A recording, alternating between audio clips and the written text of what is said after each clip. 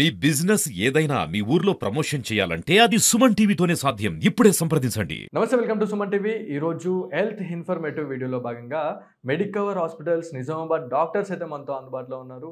ఒకసారి వారితో మాట్లాడదాము. మెడికవర్ హాస్పిటల్ అసలు ఎప్పుడు ఎస్టాబ్లిష్ చేయడం జరిగింది అనే అంశంపై కూడా మనం మాట్లాడదాం. మనతో neuro consultant doctor Srikrishna Aditya garu ఉన్నారు. ఒకసారి వారితో మాట్లాడదాము.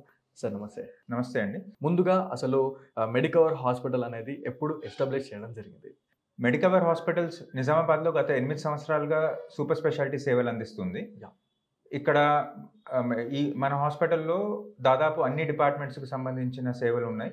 Cardiology, neurology, neuro surgery, pulmonology, general surgery, gastro surgery, urology, ఇట్లా అన్ని డిపార్ట్మెంట్స్ అనేవి సేవలు అనేవి మనకి మెడికవర్ హాస్పిటల్స్ నిజామాబాద్లో ఉన్నాయి. సో టాపిక్లోకి వెళ్ళిపోతే ఈ మధ్య కాలంలో రోడ్ యాక్సిడెంట్స్ అనేటివి చాలా తరచుగా జరుగుతూనే ఉన్నాయి. అదొక కామన్ అయిపోయింది. సో యాక్సిడెంట్ జరిగిన వెంటనే ఎలాంటి జాగ్రత్తలు తీసుకోవాలి? యాక్సిడెంట్స్ అనేవి ముఖ్యంగా ఈ మధ్య కాలంలో ఎక్కువ జరగడానికి కారణం చాలామంది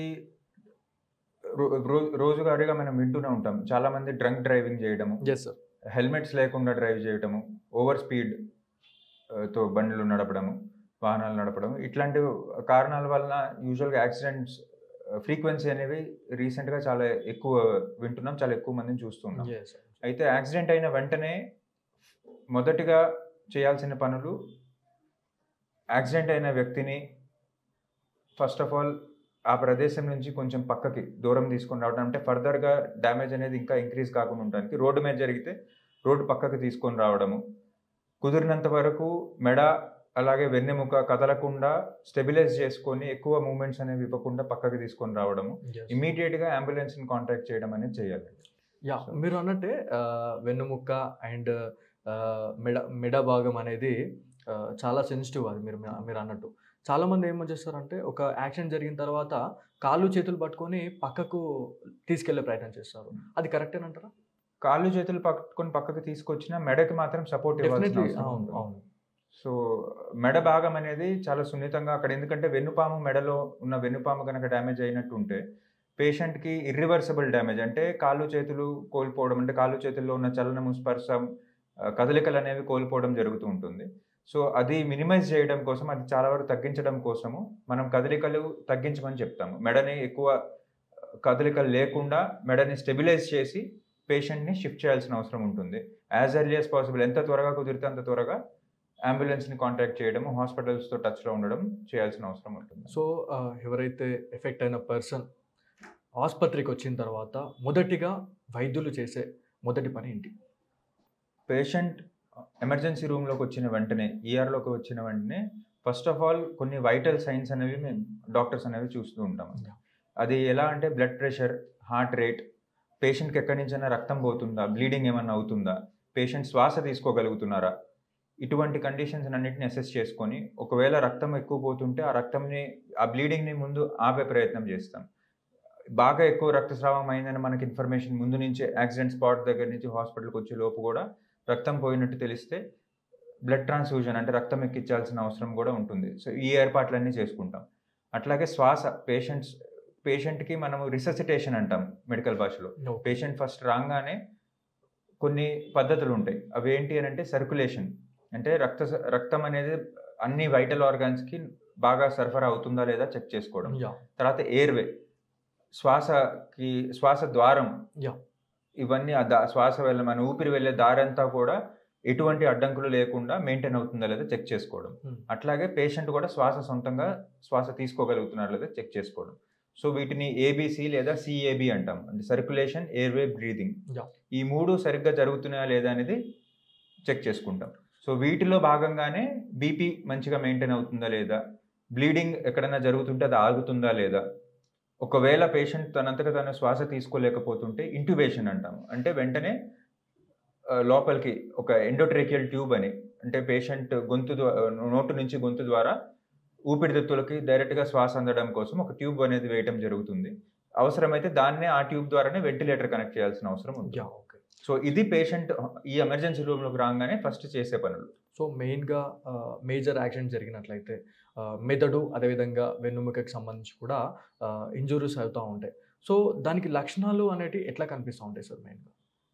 ఫస్ట్ ఆఫ్ ఆల్ మెదడుకు ఏమైనా డ్యామేజ్ అయినట్టుంటే, మెదడుకు ఏమైనా తీవ్రమైన గాయమైనట్టుంటే చాలాసార్లు పేషెంట్స్ మనకు గాయమైన మనిషి ఆ స్పాట్ దగ్గర నుంచే చాలాసార్లు అన్కాన్షియస్, స్పృహ లేకుండా ఉండడము, వాంతులు అవ్వడము, విపరీతంగా వాంతులు అవ్వడము, ఫిట్స్ లాగా అంటే సీజర్స్ అంటాం.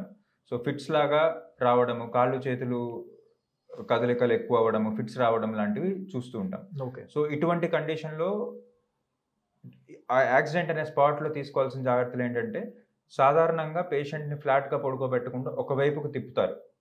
సో ఎడమ చేతి వైపుకు తిప్పితే అది సాధారణంగా ఏమవుతుంది అని అంటే, పేషెంట్ ఒకవేళ వామిటింగ్ చేసుకున్నా, ఆ వామిట్ చేసుకున్నది ఊపిరితిత్తుల్లోకి వెళ్ళి ఇంకా ఫర్దర్గా మేజర్ డ్యామేజ్ కాకుండా మనము ఒక ప్రయత్నంగా ఆపగలుగుతాం. ఓకే. సో మెయిన్గా సార్ చాలా రకాలైనటువంటి యాక్సిడెంట్లో మనం వింటూనే ఉంటాం.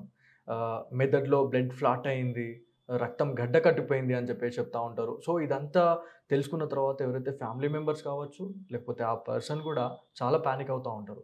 సో ఇది ఎట్లా ఉంటుంది సార్? దీని ట్రీట్మెంట్ ఎట్లా ఉంటుంది? సో ఫస్ట్ ఆఫ్ ఆల్ మనకు హాస్పిటల్ చేరిన వెంటనే ఇందాక నేను మాట్లాడిన రిససిటేషన్, ఈ సర్క్యులేషన్, ఎయిర్వే, బ్రీతింగ్ ఇవన్నీ సెటిల్ అయిన తర్వాత యాజ్ ఎర్లీ యాజ్ పాసిబుల్ మనము సిటీ స్కాన్ అనేది చేసుకుంటాం.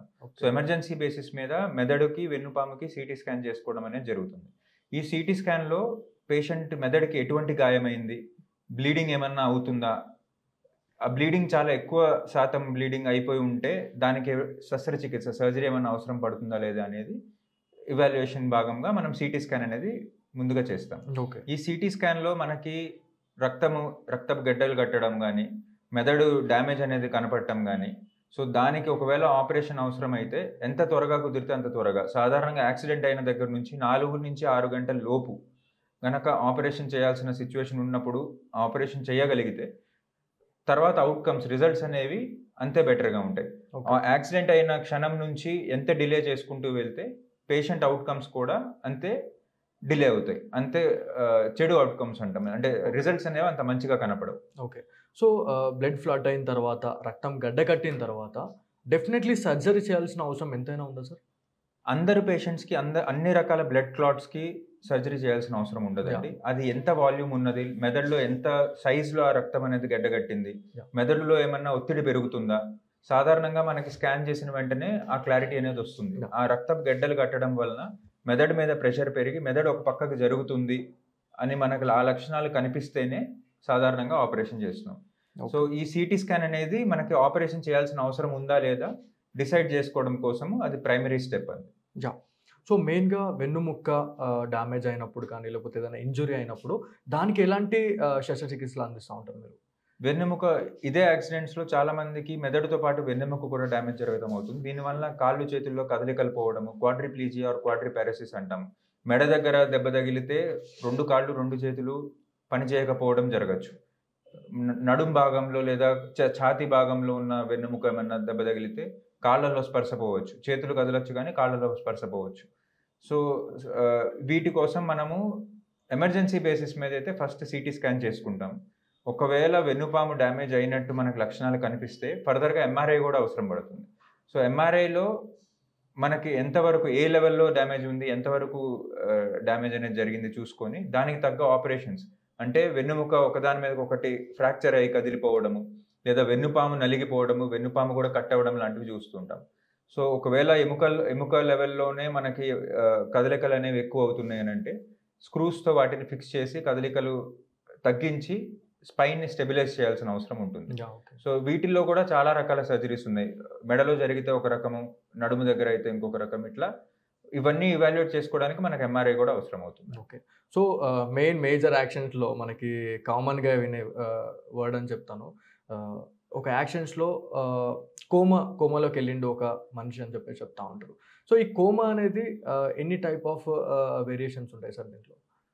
కోమా సాధారణ భాషలో చెప్పాలంటే పేషెంట్ అన్కాన్షియస్గా అంటే స్పృహలో లేనప్పుడు చాలామంది కోమాలో ఉన్నారని అనుకుంటారు. సో కాకపోతే సైంటిఫిక్గా దానికి డెఫినేషన్స్ అనేవి కొన్ని ఉంటాయి. అంటే ప్రతి అన్కాన్షియస్ పేషెంట్ని మనం కోమా అని అనకూడదు. పేషెంట్ హాస్పిటల్కి వచ్చిన వెంటనే GCS, గ్లాస్గో కోమా స్కోర్ అనేది స్కేల్, గ్లాస్గో కోమా స్కేల్ అనేది ఒక స్కోరింగ్ సిస్టమ్ ఉంటుంది. సో ఈ స్కోరింగ్ సిస్టమ్ ప్రకారం మేము పేషెంట్ స్టేటస్ ఏంటి, క్లినికల్ స్టేటస్ ఏంటి, అంటే పేషెంట్ కళ్ళు ఎంతవరకు తెరుస్తున్నారు, పేషెంట్ తనంతకి తనే కళ్ళు తెరుస్తున్నారా, మనం పిలిస్తే కళ్ళు తెరుస్తున్నారా, నొప్పికే కళ్ళు తెరుస్తున్నారా, లేదా కళ్ళు అసలు తెరవట్లేదా, ఓకే. అట్లాగే పేషెంట్స్ సొంతంగా ఏమైనా మాట్లాడుతున్నారా, సంబంధం లేకుండా పరిస్థితులకి సంబంధం లేకుండా ఏమన్నా మాట్లాడుతున్నారా, జస్ట్ శబ్దాలు మాత్రమే చేయగలుగుతున్నారా, నొప్పి ఇచ్చినా మాట్లాడలేకపోవడము, ఎటువంటి ప్రయత్నాలు చేసినా పేషెంట్ మాట్లాడకుండా శబ్దం చేయకుండా ఉంటున్నారా, ఓకే.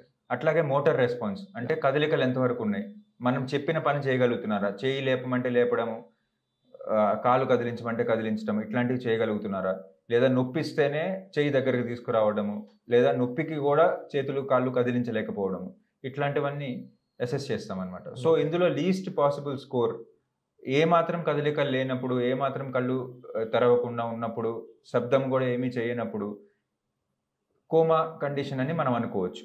కాకపోతే ఇది కూడా ఫర్దర్గా బ్రెయిన్ డెత్ అనే ఒక టర్మ్ ఉంటుంది.